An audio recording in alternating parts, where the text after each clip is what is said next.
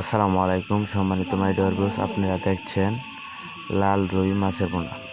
দেশ ও দেশের বাইরে থেকে যেসব ভাইয়েরা আমাদের এই প্রতিবেদনটি দেখতেছেন, আমরা সারা বাংলাদেশে মাছ হোম ডেলিভারি দিয়ে থাকি, মাছ বিক্রয় করে থাকি।